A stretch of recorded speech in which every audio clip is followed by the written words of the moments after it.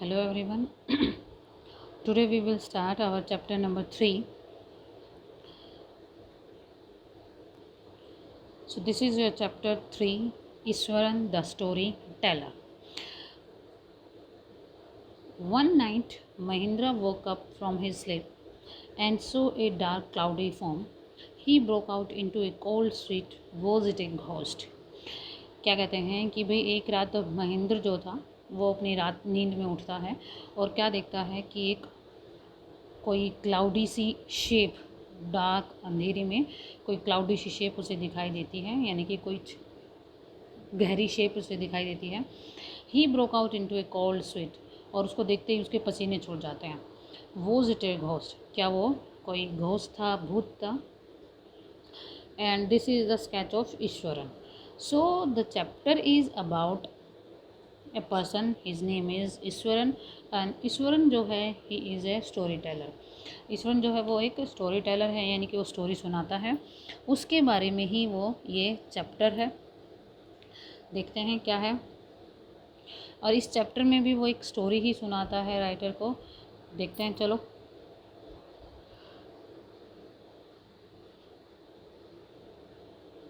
The story was narrated to Ganesh by a young man. कि this जो story अब आपको सुनाई जा रही है, पढ़ाई जा रही है, वो गणेश को सुनाई गई थी किसी यंग मैन के द्वारा. महेंद्र बाय द नेम, और उस यंग मैन का नाम क्या था? महेंद्र. ही was A junior supervisor in A firm. And काम क्या करता है वो? किसी कंपनी में एक जूनियर सुपरवाइज़र है. which offered on hire supervisors at various type of construction sites. और जो कंपनी जो है वो क्या करती है, वो सुपरवाइजर्स को हायर करती है अलग अलग कंस्ट्रक्शन साइट्स पर भेजने के लिए. ठीक है, यानी कि जो वहाँ पर उनका कंस्ट्रक्शन का काम चल रहा होता है, तो वेरियस साइट्स टाइप्स की हैं, अलग अलग तरह की वो कंस्ट्रक्शन साइट होती हैं, उनके लिए वो सुपरवाइजर्स को हायर करती है.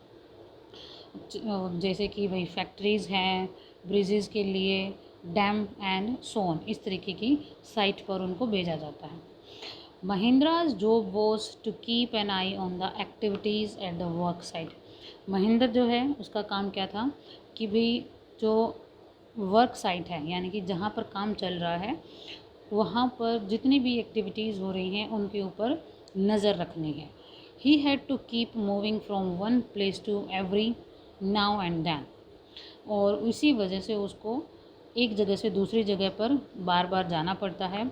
As ordered by his head office. भाई जैसे कि उसके हेड ऑफिस से ऑर्डर आता है, वैसे ही उसका ट्रांसफ़र होता रहता है. From a coal mining area to a railway bridge construction site. कभी उसको कोल माइनिंग से रेलवे ब्रिज कंस्ट्रक्शन साइट पर भेज दिया जाता है. From there after a few months to a chemical plant. और फिर वहाँ से कुछ महीनों के बाद कहाँ भेज दिया जाता है? किसी केमिकल प्लांट में भेज दिया जाता है. Which was coming up somewhere, जो कहीं पर कंस्ट्रक्ट हो रहा होता है. ठीक है.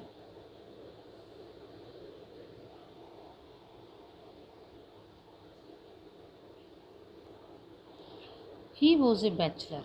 महेंद्र जो है वो एक बैचलर है. His needs were simple and he was able to adjust himself all kinds of odd conditions. और उसकी ज़रूरतें, भाई बैचलर है इसलिए ज़्यादा कुछ ज़रूरतें भी नहीं हैं, तो कम ही उसकी ज़रूरतें हैं. इसी वजह से वो अपने आप को एडजस्ट कर लेता है किसी भी कंडीशंस के अंदर. ठीक है, कंडीशंस मीन्स कि किसी भी तरह के एनवायरनमेंट के अंदर, तो भाई चाहे वहाँ पर जो रिसोर्सेज हैं वो पूरी तरह से मिल रहे हों या ना मिल रहे हों, मीन्स वो हर एक जगह पर अपने आप को सर्वाइव अच्छे से कर लेता है.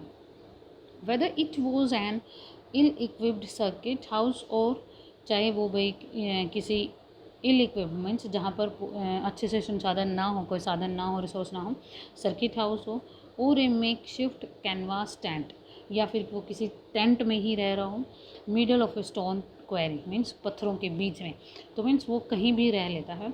But one asset he had oh was his cook.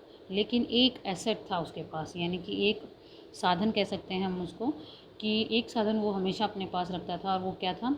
उसका कुक ईश्वरन. और उस कुक का नाम है ईश्वरन, यानी कि जो जिस कि हम पढ़ रहे हैं story Iswaran the story teller, वो कौन है? वो महेंद्र का कुक है। The cook was quite attach to Mahendra, और कुक भी भाई महेंद्र के साथ काफ़ी अटैच है, जुड़ा हुआ है। And followed him uncomplainingly wherever he was posted, और इसी वजह से जहाँ भी महेंद्र की पोस्टिंग होती है वो उसी को वहाँ पर बिना किसी शिकायत के फॉलो करता है, यानी कि उसके साथ जाता है। ही कुकड फॉर महेंद्र, महेंद्र के लिए वो खाना बनाता है। वॉश्ड हिज क्लोथ्स, कपड़े धोता है। And chatted away with his master at night, और रात को अपने मास्टर के साथ, अपने मालिक के साथ बातें भी करता है। He could weave out endless stories and anecdotes on varied subjects, वो किसी भी टॉपिक पर कोई भी स्टोरी, कोई भी कहानी बना सकता था।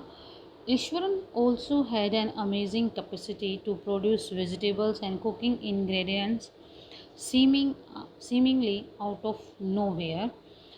क्या कहते हैं कि ईश्वरन के अंदर एक और अमेजिंग कैपेसिटी थी, एक और एबिलिटी थी हम कह सकते हैं, और वो क्या थी? वेजिटेबल्स प्रोड्यूस करने की। और कुकिंग इंग्रेडिएंट्स मीन्स जैसे कोई मसाले वगैरह हम डालते हैं वो भी वो प्रोड्यूस कर सकता था, उगा सकता था। Seemingly no out of nowhere का मतलब कि जहाँ पर ये लगता हो कि यहाँ पर तो कुछ हो ही नहीं सकता, वहाँ भी। In the middle of a desolate landscape with no shops visible for miles around, कि भाई जहाँ पर ऐसी जगह जहाँ पर आसपास कोई दुकान ना हो तो वहाँ भी वो अपना काम अच्छे से कर लेता था। He would miraculously conjure up the most delicious dishes made with fresh vegetables within an hour of arriving at the zinc sheet shelter at the new workplace। क्या करता है कि he would miraculously conjure up the most delicious dishes, वो किसी भी नई जगह पर आने के बाद लगभग 1 घंटे के अंदर ही वो बहुत डिलीशियस डिशेस बना लेता था। Mahendra would be up early in the morning and leave for work after breakfast। Mahendra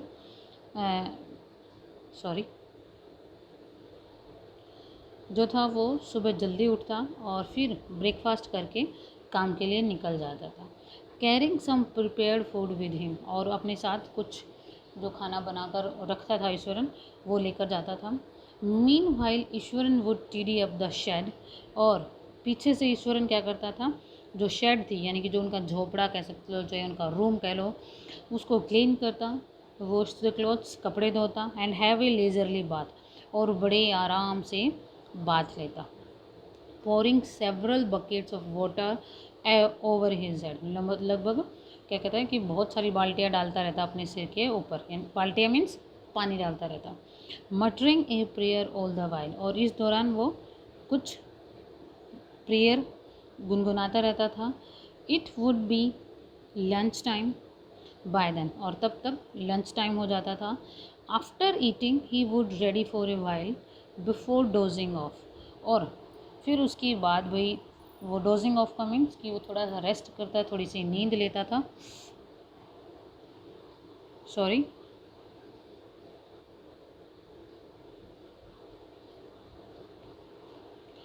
for the disturbance.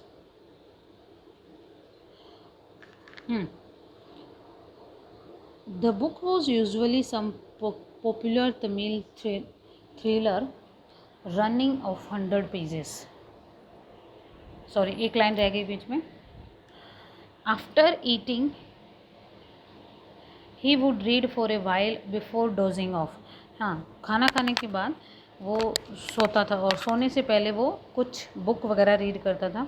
And the book was usually some popular Tamil thriller running off 100 of pages, और जो बुक वो read करता था वो Tamil language में लिखी हुई कोई थ्रिलर यानी कि सस्पेंस वाली कोई बुक थी of 100 pages. Its imaginative descriptions and narrative flourishes would hold Eswaran in thrill. उस बुक की जो डिस्क्रिप्शन था, ठीक है, उस बुक के अंदर जिस तरीके से लिखा हुआ था वो ईश्वरन को बहुत ज़्यादा अट्रैक्ट करता था उसको। His own description were greatly influenced by the Tamil authors that he read, और उसके खुद के डिस्क्रिप्शंस जो होते थे यानी वो खुद की जो स्टोरीज़ बनाता था वो भी तमिल ऑथर से काफ़ी ज़्यादा प्रभावित होते थे।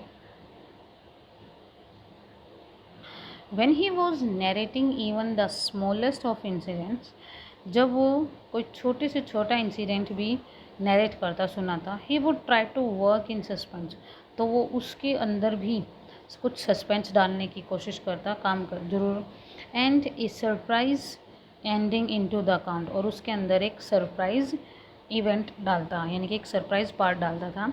For example, instead of saying that he had come across N uprooted tree, for example बता रहे हैं कि भाई वो किस तरीके से स्टोरी सुनाता था कि भाई मान लीजिए कि he had come across N uprooted tree, कि भाई वो कहीं से रास्ते में से आ रहा हो और कोई उसे जड़ से उखड़ा हुआ पेड़ उसे मिले on the highway, he would say, तो वो इस चीज़ के लिए क्या कहेगा, विद आईब्रोज सुटेबली आर्क्ड, अपनी आईब्रोज को बिल्कुल ऊपर चढ़ाकर, and hands held out in A dramatic gestures,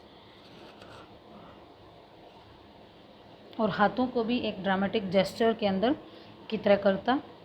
the road was deserted, फिर वो क्या कहता कि रोड जो था वो बिल्कुल सुनसान था. And I was all alone, और मैं बिल्कुल अकेला था. सडनली आई स्पॉटेड समथिंग, तभी अचानक से मुझे कुछ दिखा. That looked like an enormous bushy beast, जो कि कैसा लग रहा था, एक बहुत बड़ी विशाल बुशी बीस्ट, यानी कि बुशी मीन्स होता है कि जिसके ऊपर बहुत सारी झाड़ियाँ हम कह सकते हैं, कोई बहुत बड़ा दानव हो जिसके बड़े बड़े बाल हों. लाइंग स्प्रोल्ड अक्रॉस द रोड, जो कि रोड के ऊपर फैला हुआ था, पड़ा हुआ था. I was half inclined to turn and go back, और वो थोड़ा सा झुकता है और फिर क्या करता है, to turn and go back, फिर वो वापस से चला जाता है. But as I came closer, लेकिन जैसे ही वो उसके पास आता है, I saw that it was a fallen tree, जो पास आकर उसको देखता है, तो क्या देखता है भाई, कि वो तो कोई टूटा हुआ पेड़ था. With his dry branches spread out, जिसकी सूखी टहनियाँ फैली हुई थी. Mahendra would stretch himself back in the canvas chair and listen to Ishwaran's tales uncritically, और महेंद्र जो था वो भी क्या करता था, कैनवास चेयर यानी कि जो उसकी आर्म चेयर थी, रेस्ट चेयर थी, वो उसके अंदर आराम से बैठकर ईश्वरन की स्टोरीज़ को बड़े अनक्रिटिकली, यानी कि उनकी बिना कोई आलोचना किए सुनता था, यानी कि वो उनके बड़े इंटरेस्ट लेकर सुनता था वो भी. The place I come from is famous for timber, Eswaran would begin, फिर ईश्वरन फिर से स्टार्ट करता अपनी बात कि जिस जगह से वो आया था वो जगह टिम्बर के लिए फेमस है. There is a richly wooded forest all round, और इसकी टिम्बर की बहुत बड़ी जंगल फॉरेस्ट वहाँ पर है. The logs are hauled on the lorries to the lorries by elephants, और जो बड़े बड़े लठ कह सकते हैं हम, जो हैं वो एलिफेंट्स के थ्रू, यानी कि एलिफेंट के ऊपर कैरी करके लाए जाते हैं. They are huge well fed beast, और वो एलिफेंट्स जो होते हैं वो भी बहुत बड़े बड़े वेल फीड, यानी कि जिनको बहुत अच्छे से खाना खिलाया हो, दानव की तरह होते हैं. When they turn wild, even the most experienced mahout is not able to control them. Mahout क्या होता है, जो एलिफेंट को चलाता है, यानी कि उसको कंट्रोल करता है. कहते हैं कि जब उनमें से कोई, यानी कि उन एलिफेंट में से कोई वाइल्ड हो जाता है, गुस्सा आ जाता है अगर किसी को, तो जो बहुत अच्छा एक्सपीरियंस्ड माहोत है वो भी उसको कंट्रोल नहीं कर पाता है.